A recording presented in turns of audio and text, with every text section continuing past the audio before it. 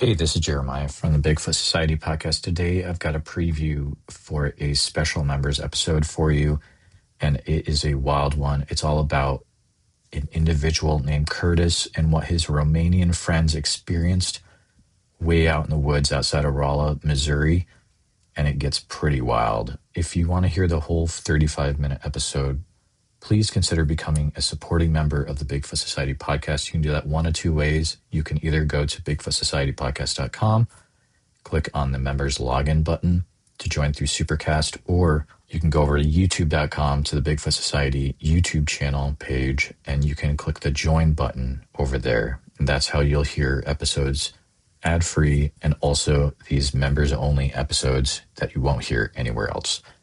Either way, you're going to hear the 10-minute preview of this episode. So enjoy and hope to see you in the inside. Hey, Curtis, how are you? Hey, how's it going? Can you hear me? Hey, yeah, you sound great. As you can see, I am in Canada, but this was when I lived in the state of Missouri. Oh, nice. Perfect. So I lived in Missouri. Mine's a bit of a weird story, and it has like some fun things added to it that make it, to me, seem a lot more factual, obviously. So I lived in the state of Missouri. I am Canadian, but I went to school in Missouri. I went there in the end of 1999, so I was there for the year 2000 until 2004.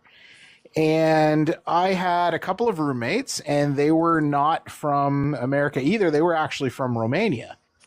So obviously learning English was something for them. It turns out that I too grew up Romanian, so for me, I could talk to them and everything like that. It was fine. But we lived out in outside of Rolla, Missouri, and we were up in the hills, and we had like a trailer home, I guess you'd call it, right? Like the long mobile style homes. And then we had 240 acres of woods behind us. Now there was caves and stuff nearby that we went and did some tours of that belonged to private property. So we know that the topography there was really unique. So it was really quite a rugged area. But my story is strange that in the fact that I had these two roommates that they didn't have any idea about North American cryptids or anything, because they're coming from a country that has a lot of folklore. Like stories to them mostly would be like about vampires and werewolves and things of that nature, things that to us were like, okay, that's neat, but it's old folklore. So for me to hear accounts of their stories about what we experienced was that was the most interesting to me, because they had no firsthand knowledge of what they were experiencing. Aside from the fact that they were experiencing something. So it all started, it was around October, because we were just getting ready to get into deer season. And I remember the two of them were in the kitchen, and they told me that they heard what they thought it was hailing outside. So we went outside, and I said, guys, there's no rain, there's no nothing, it's nice out, don't worry, because they were really nervous about tornadoes. They went through their first storm season in the state, and it really made them nervous. So when they heard like clanking on our tin roof, they thought, should we seek shelter? Because we had a little storm shelter on the property. So I went outside, and there was nothing. Like the sky was clear. I could see, we would get the planes fly over from Jefferson Air Force Base quite a bit. And I could clearly hear airplanes flying by. And sometimes when they were out doing their training, you could hear when they would break the sound barrier. It would make a big noise, and sometimes it would feel like you could hear the roof rattle on the trailer. So I thought, well, it wasn't that, because I can see aeronautical lights in the sky, nothing special. And I went back in, and I stood in the kitchen with them for a little bit. They used to eat at really weird hours of the night, because they weren't quite adjusted to our time zone. So it's like 8:30, 9 o'clock at night in October, and they're cooking their dinner at that time. And I'm standing with them talking, and we're going over some stuff we're going to do the next day. And I hear the clinking again. And I'm like, well, okay. So I was just out there. So I went out, and now I was on a J1 like student visa. I didn't have any firearms. I was hunting with like some friends there that they allowed me to go out with them and sit in their tree stands and stuff like that for deer. That's what I mean when I say it was just about deer season for us. And so I went around back, and I didn't have any weapons or anything. I wasn't expecting anything.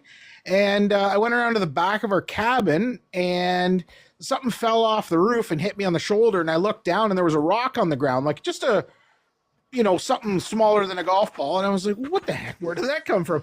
At first, I thought something got thrown at me. So I went inside and got my spotlight. When I came out, there was other rocks on the roof when I turned around and looked. So where our part of the trailer was, there was a few just standard, like, are you familiar with trees? They call them like hedge apples. Oh yeah, absolutely. We got them in Iowa. Yep. So we had hedge apples nearby, but there was no hedge apples on the ground. There was no hedge apples on the roof. But I immediately shot my light up there because I thought, oh, maybe some hedge apples are falling up there. And there was like a good amount of rocks just sitting on the tin.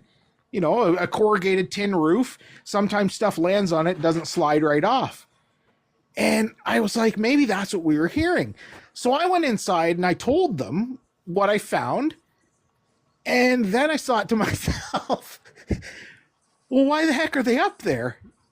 It didn't dawn on me at all that, I just thought, oh, there's rocks on the roof. And then when I went inside, I was like, well, yeah, where the heck did they come from? So I tried not to think too much of it. I was just like, whatever it is, what it is. If it happens again, we'll have an issue. So I went to bed that night, and I was confused by the whole thing. But I woke up in the morning, and one of my roommates told me she was when she was doing the dishes at night, that she saw something go past the window. And I said, well, what did you see go past the window? And she says, well, it was like a big person. And the way our trailer sat, it was on bricks, and then we had like lattice that went underneath so that if you needed to access the underside for like the plumbing or anything like that, you could just like open up the gate and go underneath. So I knew that the kitchen window sat up pretty high. So I went out there with Eugene and I said, hey, let's walk. I want to walk past this window, and you tell me if you can see us when we walk by. Because she said that she saw like shoulders and head walk by the window. I'm not a very tall guy, man. Like I'm brutally honest. I'm like 5'6". So I'm not a good judge of height, but he was probably like 5'10". And we both walked by, and neither of us were anywhere close to the actual window where we would look out, or be able to look in. I could see the window ledge, and I could see her looking out, which was like, okay, I can definitely see that, but I can't stop and look in the window, or if I were to walk past it, she wouldn't be able to see it. She said she could see the top of our heads, no problem, unless she looked down, and then she could see it. So I was like, okay, well, what is this? And we had a lot of leaves and stuff around the trailer, so I couldn't see if anybody had walked by. Like, there was no footprints or anything. Nothing crazy, nothing out of the ordinary. So again, chalk it up to whatever. We go inside, we talk about it. I just tell them not to worry, no big deal. There's a lot of stuff out here animal-wise. Maybe something walked by. And we went about a week without any other incidents. Like, nothing happening. Everything was good. And everything was normal. We had a potbelly pig, like one of those ones that we had thought it was going to be like stay small and be really cute, and it ended up being really big. And we used to let him roam around out in the yard, and he had those like the big tusk teeth there at the bottom. And I remember our vet told us that a lot of people, when they keep them as pets, they use like a hand wire, and they saw those off so that they're, they don't have to worry about the pig catching it with that tooth because it's really sharp. We never did it because we let him be outside a lot, so we thought that's going to be the only way that he can protect himself. So we'll just let him, keep those. Not a big deal. The vet said it wouldn't harm him. And it was into like probably the beginning of November after these incidents. And I remember we went outside one morning to get ready. We were getting the four-wheelers warmed up, and we were going to go for a ride.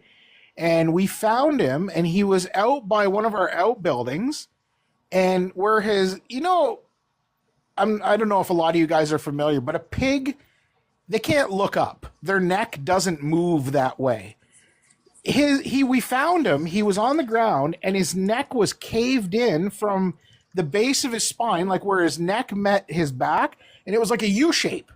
So the only way I could explain it was he was looking up. Does that make sense? Like something hit it so hard that Oh, the wow. Yeah. vertebrae Yeah. fractured, and the neck was up.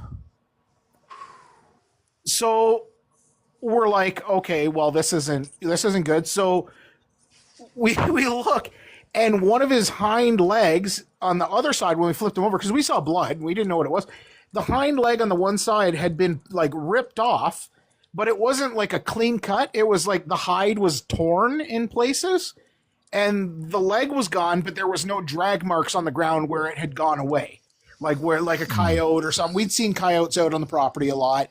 Um, and I remember hearing stories. Somebody told me before there were stories about like a Missouri howler or something like that, like a type of wolf or like a cryptid out there or something like that.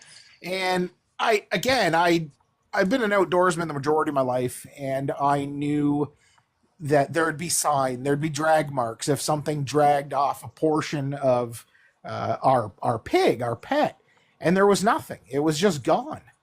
So that really stuck with us because it was the way that his neck was arched upwards, like something had just hit down on it with such force that when it fractured the vertebrae, it caused that U shape in the spine, and that was pretty terrifying. Because immediately I looked around next to him because I thought, well, maybe a tree branch fell and hit him, like a big heavy branch fell, hit him, broke his neck, and he stumbled a little bit and landed right there, like fell on the ground, and there was nothing around, man. Like the ground was disturbed, like the leaves were moved around, there was dirt kicked up, so there was definitely a scuffle of some type out there, and we didn't hear anything that night either.